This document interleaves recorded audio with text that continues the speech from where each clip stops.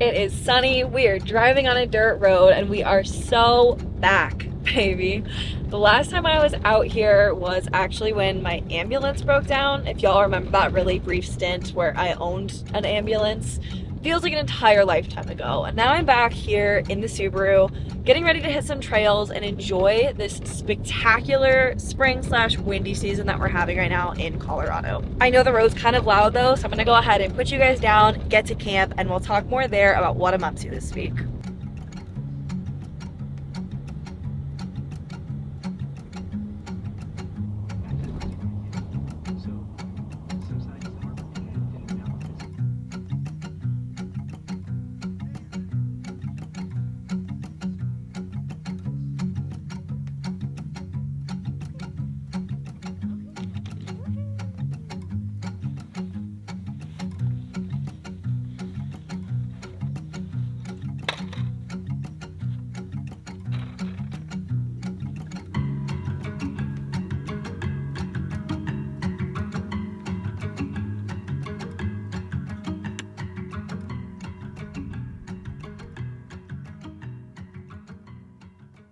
So I recently started using this really nice combination of Strava and GPX files on my phone.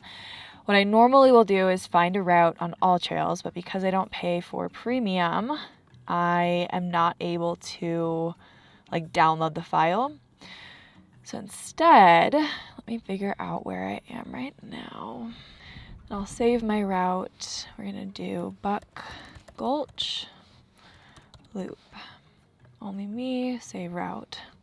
And it's been really, really handy because it allows me to download the GPX file and then export it straight to my watch, which is freaking awesome because it means there's never a guess of of where I'm going. I can just follow my watch, which is pretty awesome. This is probably gonna be kind of hard to see and I can't tell if it's even focused or not, but when I go on my watch here, now you'll see I have the loop. So I click this and it automatically allows me to do the course.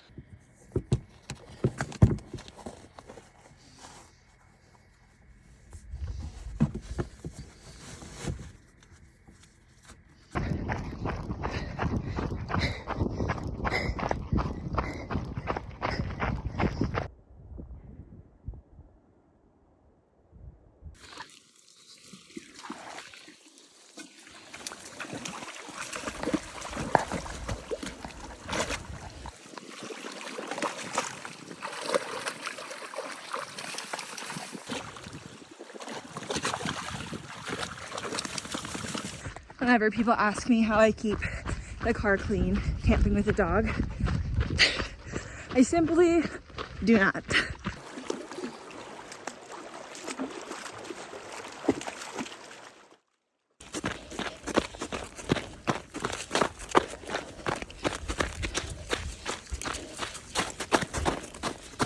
We are halfway done and the entire way here is flat and easy, which means the entire way back is uphill, about 1,300 feet, and hard. We don't have any water. So, I mean, we have water, but we don't have water sources to cool off in. So I am just gonna focus on power hiking, getting up this efficiently, and trying to keep my heart rate as low as possible.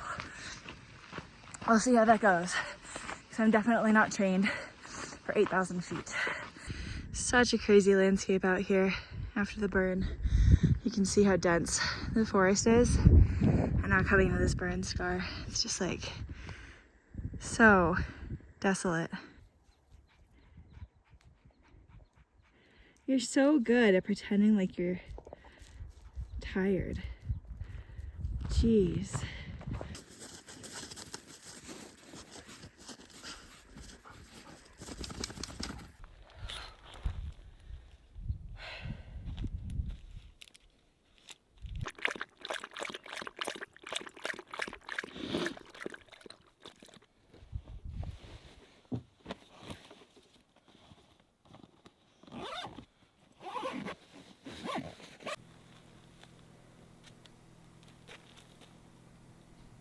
So I just took a very unexpected, hour-long nap.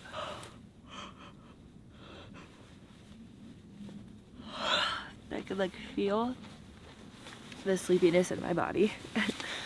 If anything, I think the heat really got to me. It was pretty warm today. I've been pretty nauseous, so I think what I'm gonna do is try to make a decent dinner. I don't even know if you guys can see me. A decent dinner. There we go. That I can eat quickly and probably go to bed because I'm not feeling it right now.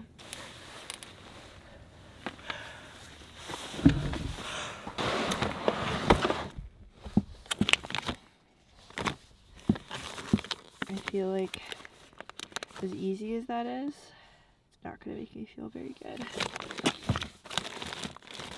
Okay. Some potatoes or ramen. That's spicy.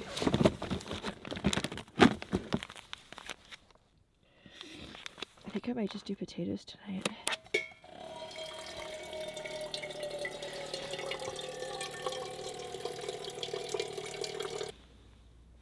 Alright, whether or not you can see what's going on, I can't really tell. But I've also added some eggs and salmon to dinner because I literally got here, had a root beer, which, by the way, if anyone saw that that was like a healthy, quote-unquote, zero-calorie one, I'm never making that mistake again. I think it might be part of why I'm so nauseous.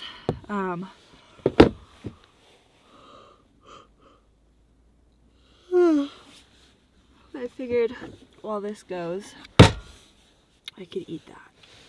Hopefully. I thought at least. And an avocado because they were 10 for $1 today. Heck yeah.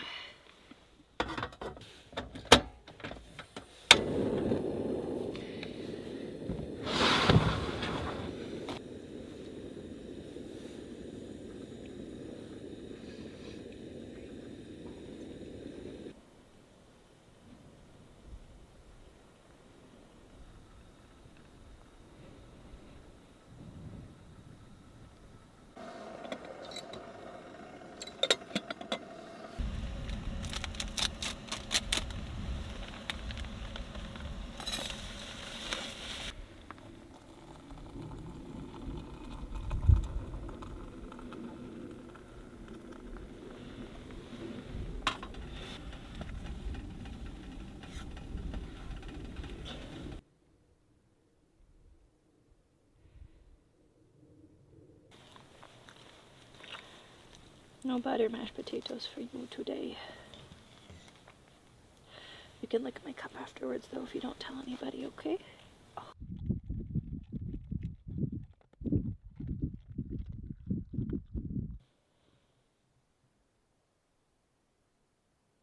Okay, dinner is done for both of us and I'm feeling a little bit better, thankfully. So hopefully that nausea was just being depleted and behind after my nap. Obviously, I look exhausted, but what I've been trying to do after training lately is keep everything in a training journal. So I'm going to note down how far I ran, elevation, or like anything else notable, like on trail or not, and then make some notes about what I ate and how I felt, because that could also have something to do with it. And I don't know if this is of interest to anybody, so if so, leave it in the comments down below so I know to continue to include this kind of information. But I find that writing stuff down, now next time I go for a run, if I also have nausea, or a month from now if I have nausea and I look back and I ate something similar, or it was an exceptionally hot day, or I wasn't hydrated beforehand, I will have that information written down somewhere, as opposed to just looking at metrics and trying to be like, I went fast or I didn't. So anyways, I'm gonna get this done and then I'm probably gonna read my book for a little bit and go to bed. I don't know exactly where we're headed tomorrow, whether we're gonna stay here and use this trail system. I'm a little bit nervous about how warm it is, so we might do just like a short run in the morning and then head somewhere different, because my biggest concern is Tara, obviously, always. She did great today. She was definitely hot and tired, but she was ahead of me and chasing squirrels most of the time, so I'm not overly concerned about today. I just don't want to continue to repeat this heat cycle that we're in, and I think I could push myself a little bit, maybe go slower but go higher up in elevation. Because right now we're at 8,000 feet, and the snow level is right around like 10 or so on the south and southwest facing slopes. So fingers crossed I can find something, but all of that said, I'm gonna get this done, get some good rest tonight, and I'll see you all tomorrow for breakfast and a little announcement about where we're headed next.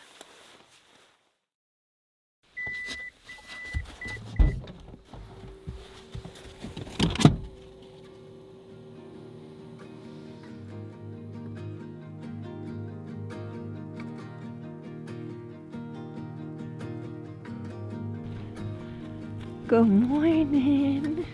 Hi. Hello. Hello.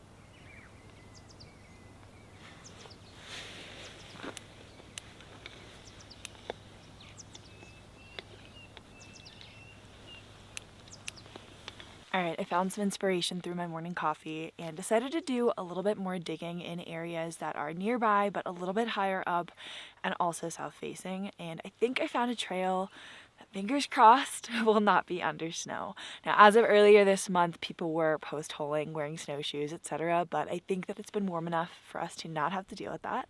Fingers crossed. So I'm gonna go ahead and clean up camp, and while I do, I want to take a moment to hear a word from today's sponsor, Bluetti. Alright, if y'all know me, you know there's a few things that I love and arguably could not live without. The first of which might be my coffee. The second of which would be Tara. The second of which would be my morning coffee, especially camped in places like this. And the third, especially when I'm on the road, is my Bluetti power system. For the past 3.5 years now, I have been absolutely loving working with and using Bluetti power systems and solar panels.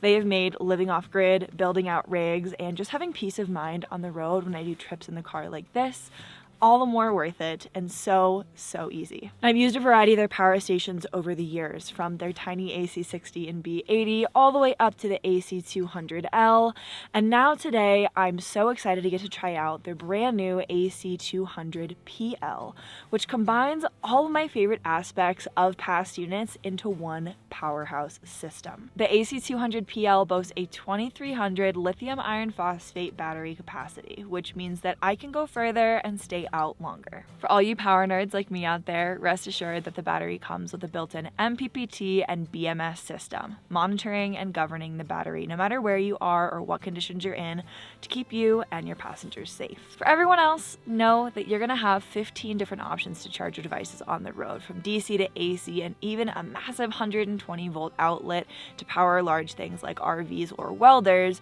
The AC200PL can do it all. For all of you RVers or off-grid welders or construction types, which I know that I found myself in that boat a time or two, know that you're not fully limited by the 2400 watt output, because the AC200PL has a surge up to 3600 watts. Now, being able to charge your devices is wonderful. Having large capacity is great, but if you're anything like me, you're often charging multiple things at a time. Running a fridge, running Starlink, charging a camera, charging a phone, working from my laptop, and going to grad school, all while camping in the woods. And that means that not only do you need a large capacity, but you need the ability to recharge it, which is one of my favorite parts about the Bluetti systems. Now, obviously, I've been working with Bluetti for a long time, so I have a suite of options when it comes to recharging, but I think that I've finally hit peak form in terms of my ability to charge and stay charged on the road. And that is thanks to their amazing PV systems and Charger One, which allows me to charge not only from my car's battery while I drive, but but when I'm passively parked out here in a big open field and I can harvest the sun for free. Now, I'm currently using the Bluetti's PV350, which is more than enough power for me, and it hits that sweet spot of packability, portability, just hanging out in the car with Tara and I, and input. This, however, is nowhere near maximizing the input capabilities of the AC200PL. I could actually have 4 of these big guys on there if I wanted to, for a max solar input of 1200 watts, which is absolutely insane. And maybe one day if I'm building an off-grid cabin or I have a camper, I'll get there, but for now, this system works great. I'm gonna go ahead and overlay a graphic here so y'all can see what I'm seeing. This is the Bluetti iOS app, which they also make for Android, and is one of my favorite features because it means that no matter where I am in the car or off-grid, I can check to see what my system is charged at. So I'm gonna go ahead and select the AC200PL, and you can see right now I am charging my camera, my small little mini one that I'm taking on today's adventure. My fridge is pulling an additional 48 watts, and PV is bringing in 242. And that's at 8:40 in the morning, which means our solar input is actually far less than what it will be later in the day when the sun is up and at a higher angle. So if you're anything like me and you enjoy camping off-grid, you enjoy getting into the backcountry, you're building an off-grid cabin, you want some backup power for your family and your RV, or to not listen to a noisy generator, or just for your house, which I've come to find is extremely helpful with heat waves coming in the summer, head down to the link in the description down below to check out the Bluetti AC200PL, their PV350 system, their Charger One, and all their other power solutions to find one that's going to be right for you. And thank you again to Bluetti for sponsoring today's video.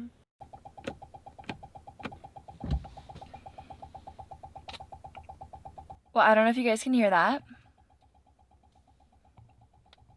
but my car battery is dead. The good old Subaru hatch causes the power to run officially zapped my battery. And of course, it is just a few weeks after I actually transferred my battery pack into my partner's truck on a road trip. So that way, in case this happened when we were in the middle of nowhere, we could jump ourselves, and then promptly forgot to put it back in my car, which means I now have to wait for someone to come rescue me. I am super far back off of any road, so AAA or any like tow jump service is not going to happen. If by some miracle someone drives by, there's really been like no one out here for the last day and a half, I will go ahead and ask them, and if they have jumper cables, amazing. If not, we're going to be out here for a little while. So I'm going to go ahead and unpack our camp. I'm grateful that I have solar. This is turning into quite the ordeal. So that way I can charge my battery and work, I guess, from here all day. My battery is so dead that I can't even close my back hatch right now. So we're going to be hanging out at camp until we get this resolved.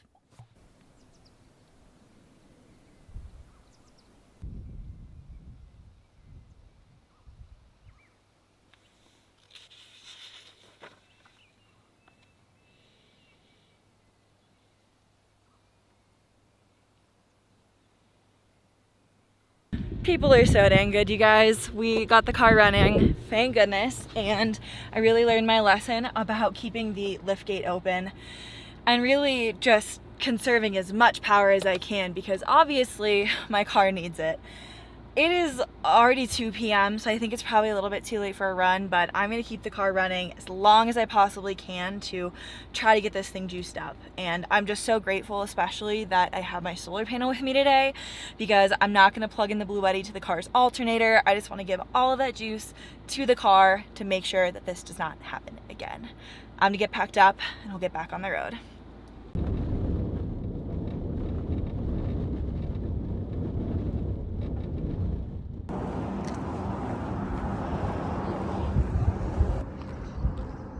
Well, today is just full of surprises. When I was checking my battery and that ticking noise, because it was freaking me out a little bit, how long it was going on, I popped the hood and figured I've been parked overnight, I might as well check my fluid levels. No leaking on the ground, no weird smells, but of course, and thank goodness I did, the coolant was beyond low. I can still see some in the reservoir, which means it's in the radiator and it's in the reservoir, and it still is after this drive that we just did, but I really don't want to push it today, and so I think I'm just going to go to a tried and true spot without going over any other passes or up too far in elevation to call it a night, because I truthfully only have about 2 hours until it's dark anyways, and I really don't want to overheat or blow a radiator. I just did that last year with the ambulance. So I'm gonna call it a win that I noticed and that I remembered to get some, and that we have enough safe spots that are, again, not gonna put any strain on the car to get to, so that way in the morning, when the car has been sitting overnight and cooled down, I can add some more and not have another problem on our hands.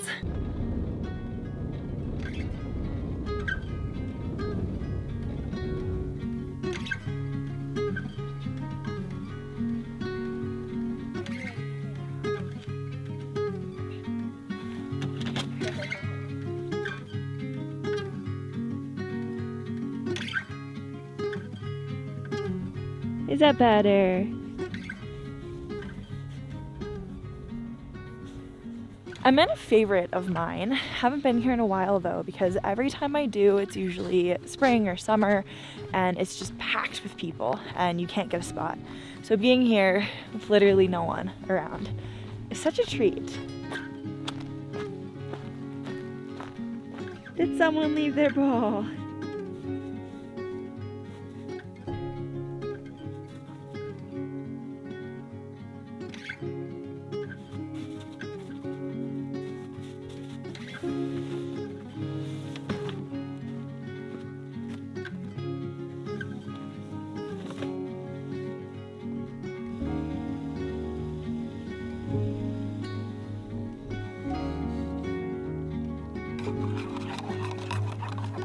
Do you guys like my super innovative pot cover? For an instant ramen. I've definitely had worse. And on that note, friends, I think that's gonna do it for this video. I'm not done with my adventure out here. Obviously, I am still camping. I'm gonna spend the night and I'll be here probably for the next couple of days using this as a new base camp, because I think these trails have a lot more to offer in terms of elevation, solitude, and cooler weather with some shade. I've actually hiked a lot of these trails behind us right now before. It's been a few years and it was not in winter, so I'm not exactly sure what it will hold. But if you're interested in watching more of these adventures and maybe even a winter objective, definitely stay tuned for the next video. Until then, I hope you all enjoyed. This carried quite a few more surprises and unexpected twists and turns than I expected it to, between the car battery, needing to get coolant today, and then finding like 4 different spots that weren't gonna work for us this afternoon. But that's just the reality of car camping, and I definitely don't miss doing it every day, but it is a nice reminder of how easy I have it living at home now. Thank you again to Bluetti for sponsoring today's video. Thank you, Subaru, for carrying us where we need to go, mostly safely and always in one piece. Get outside this week if you can, and until next time, I hope you guys have a great rest of your week. Bye.